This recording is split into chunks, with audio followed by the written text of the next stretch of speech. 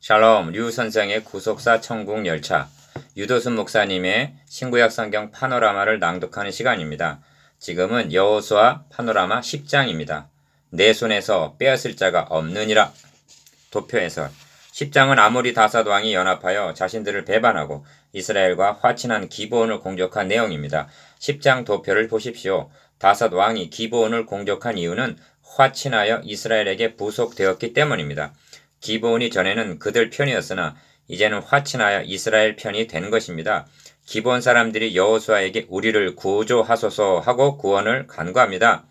여호수아가 온 군사로 더불어 출동할 뿐만 아니라 놀랍게도 여호와께서 친히 개입하셔서 위하여 싸우신 거로 전쟁은 이스라엘의 대승리로 끝납니다. 이 전쟁은 미미한 문제를 제기합니다. 여호수아가 기브온 거민에게 속아서 맹세했기 때문에 칠 수 없었다면 9장 18절 다섯 왕이 그들을 공격하였을 때 잘 되었다고 방관했어야 마땅합니다. 그러나 여호수아는 즉시 지원군을 출동시켰으며 여호와께서는 그들을 보호하시기 위하여 해와 달이 머물도록 개입하셨습니다. 이것은 무엇을 의미하느냐 하면 한 번 화친한 자는 끝까지 보호하신다는 진리입니다. 그러므로 10장의 주제는 내 손에서 빼앗을 자가 없느니라가 될 수 있습니다. 첫 단락은 다섯 왕이 화친한 자를 침공함이고 둘째 단락은 화친한 자를 위하여 싸우신 여호와이고 셋째 단락은 대적자의 종말입니다.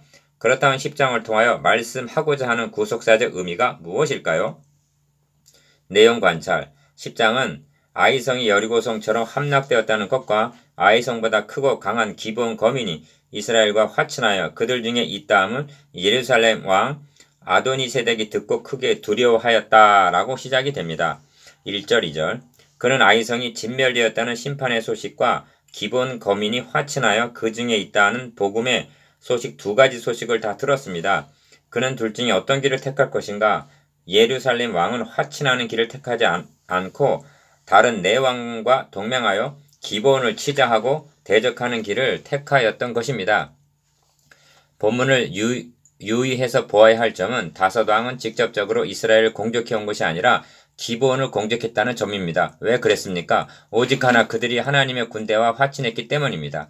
얼마 전까지만 해도 기브온은 자기들의 정다운 이웃이었고 동맹 관계에 있었을 터이나 이제는 원수지간이 된 것입니다. 이와 관련하여 중요한 진리는 영적으로는 두 진영만이 존재한다는 사실입니다. 본문은 서두에서 이 진리를 먼저 말씀하고 있는 것입니다. 기브온 거민들이 전에는 저들 편에 속하여 하나님과 원수관계이었으나 이제는 화친함으로 하나님 편에 속하게 되었고 저들에 대하여 원수의 입장에 서게 된 것입니다. 저들이 기브온을 미워하고 공격하기에 이른 원인이 바로 화친했다는 데 있음을 1절과 4절이 이것을 강조하여 보여주고 있습니다. 그렇습니다. 누구든지 하나님과 화친하여 하나님께 속하게 되면 그를 미워하고 핍박하는 자, 곧 사탄의 공격이 있기 마련입니다. 주님께서도 이에 관하여 너희가 세상에 속하였으면 세상이 자기의 것을 사랑할 터이나 너희는 세상에 속한 자가 아니요 도리어 세상에서 나의 택함을 입은 자인 거로 세상이 너희를 미워하느니라고 말씀하시면서 세상이 너희를 미워하면 너희보다 먼저 나를 미워한 줄 알라 라고 하셨습니다. 요한복음 15장 18절에서 19절 아모리의 다삿 왕이 하나님과 화친한 기브온 거민들을 미워함의 근원은 하나님을 미워하는 데서 기인한 것이며 그들을 대적하는 것은 곧 하나님을 대적하는 것이 됩니다. 이제 전쟁은 다삿 왕과 기브온과의 전쟁이 아니라 사탄의 진영과 하나님의 진영 사이의 전쟁이 된 것입니다. 그래서 여호수아가 모든 군사와 용사로 더불어 길갈에서 올라가니라고 출동하고 있음을 봅니다. 7절 그뿐만이 아니라 놀라웠게도 여호와께서 친히 말씀하시기를 그들을 두려워 말라 내가 그들을 너의 손에 붙였으니 그들의 한 사람도 너를 당할 자 없으리라고 용기를 주셨습니다. 8절 그뿐만이 아닙니다. 하나님께서는 이 전쟁에 친히 개입하셔서 여호와께서 하늘에서 큰 덩이 우박을 아세가에 이르기까지 내리우심에 그들이 죽었으니 이스라엘 자손의 칼에 죽은 자보다 우박에 죽은 자가 더욱 많았더라고 말씀하고 있습니다. 11절 이 말씀들을 기브온의 입장에서 생각해 보십시오. 왜냐하면 우리들이 바로 기브온의 입장이기 때문입니다. 대적이 합세하여 초원 공세를 해왔을 때 당신들의 종 돕기를 더디게 마시고 속히 우리에게 올라와서 우리를 구조하소서. 산지에 거하는 아모리 사람들의 왕들이 다 모여 우리를 치나이다 라고 구조를 요청하였습니다. 6절. 이것은 다름 아닌 도와주기를 구하는 기도입니다. 하나님께서는 그것이 나와 무슨 상관이 있느냐고 결코 외면하시지 않으셨습니다. 먼저 여호수아가 즉시 모든 군사와 용사를 거느리고 출동합니다. 다음에 하나님께서 그들을 두려워 말라. 내가 그들을 너의 손에 붙였으니 하고 격려해 주십니다. 그리고 여호와께서 큰 우박을 그들에게 내려 쳐 주십니다. 기본 거민들이 무엇입니까? 그들에게 이렇게 해 줘야 할 무슨 공로나 자격이라도 있다는 말입니까? 그들은 변장하고 생명을 구걸해온 자들입니다. 그들은 이스라엘의 상전이 아니라 나무 패고 물을 깃는 종에 불과하였습니다. 그런데 왜 이렇게까지 해 주셨습니까? 오직 화친했기 때문입니다. 화친함으로 하나님의 진영에 속하였기 때문입니다. 그들을 공격함이 곧 하나님을 공격함이 되었기 때문입니다. 여러분, 이것이 하나님께서 그들을 위하여 해주신 전부가 아닙니다. 성경은 말씀합니다. 태양이 머물고 달이 그치기를 백성이 그 대적에게 원수를 갚도록 하였느니라고 말씀하고 있습니다. 13절. 그 대적이 누구이며 누구의 대적이란 말씀입니까? 그것은 바로 기본을 치러 올라온 5 왕을 가리킵니다. 성경은 더 이상 기본의 대적이라고 말씀하고 있지 않습니다. 이스라엘의 대적이요 하나님의 대적이라고 말씀하고 계십니다. 이 전쟁을 승리로 이끌기 위하여 태양이 머물고 달이 그치는 역사가 일어난 것입니다. 이 불가해한 사건을 과학적으로 합리화시키려고 고심하지 마십시오. 성경이 원하는 것은 그것이 아닙니다. 그렇다고 여호수아가 기도했더니 태양과 달도 멈추었다는 식으로 기도와 결부시켜 강조하지도 마십시오. 왜냐하면 본문의 주제는 기도가 아니기 때문입니다. 본문의 초점은 여호와께서 이스라엘을 위하여 싸우셨음이니라 14절, 또 여호와께서 이스라엘을 위하여 싸우신 거로 42절 하신 싸움에 있는 것입니다. 하나님께서 이스라엘을 위하여 싸우셨습니다. 더 직접적으로 말씀드리면 저 위험에 처한 기브아 사람들을 위하여 싸우셨습니다.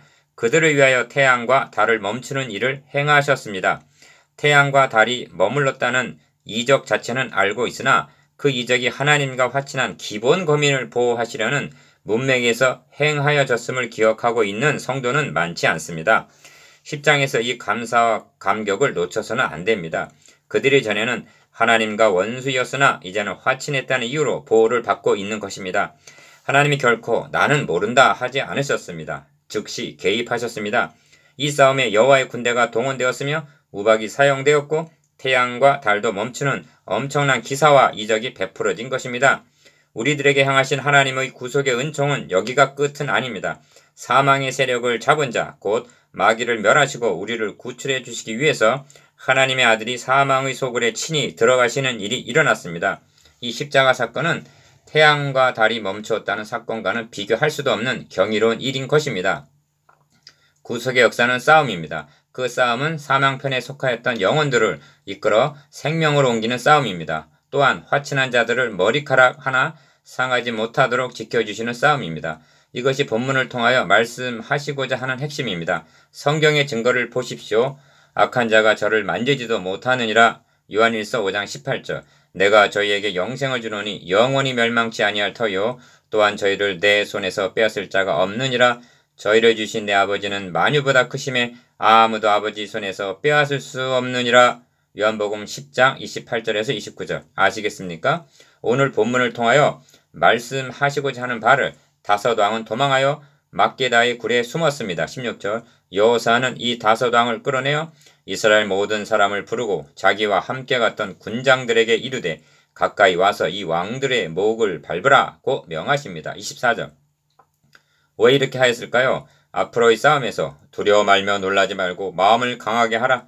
너희가 더불어 싸우는 모든 대적에게 여호와께서 다 이와 같이 하시리라. 25절은 담대함을 주기 위해서였습니다. 구속사의 넓은 문맥으로 볼 때 더 나아가야만 합니다. 이 싸움의 군대 장관은 예수 그리스도시요 하나님의 구속의 역사를 대적하는 원수는 사탄이며 이 싸움의 궁극적인 승리는 예수 그리스도에 의하여 성취될 것을 계시록은 말씀하고 있기 때문입니다. 예수 그리스도는 여자의 후손으로 뱀의 머리를 상하게 하실 분이십니다. 다시 말씀드리면 사탄의 목을 밟으실 분이십니다. 성경은 말씀합니다. 저가 모든 정사와 모든 권세와 능력을 멸하시고 나라를 아버지 하나님께 바칠 때라. 저가 모든 원수를 그 발 아래 둘 때까지 불갑을 왕노릇 하시리니 맨 나중에 멸망받을 원수는 사망이니라. 고린도전서 15장 24절 25절. 성경은 또 말씀합니다. 평강의 하나님께서 속히 사단을 너희 발 아래서 상하게 하시리라. 로마서 16장 20절. 11장에는 다섯 왕을 멸한 기사에 이어서 연전연승하는 기사가 나오고 있는데 가나안의 중심 부와 1절에서 28절, 남부에 속하는 림나 29절, 림나와 라기스와 31절, 게셀과 33절, 에글론과 34절, 헤브론과 36절, 드빌 등을 38절, 단실에 점령할 수 있었던 것은 이스라엘 하나님 여호와께서 이스라엘을 위하여 싸우신 거로 여호수아가 이 모든 왕과 그 땅을 단번에 취하니라고 말씀합니다. 42절. 여호와께서 이스라엘 위하여 싸우신 거로 이것이 10장의 핵심이요 승리의 원동력입니다. 적용. 이 싸움 후에 기본 거민들의 신앙은 얼마나 고양되었을까요? 죽도록 충성을 다짐했을 것입니다.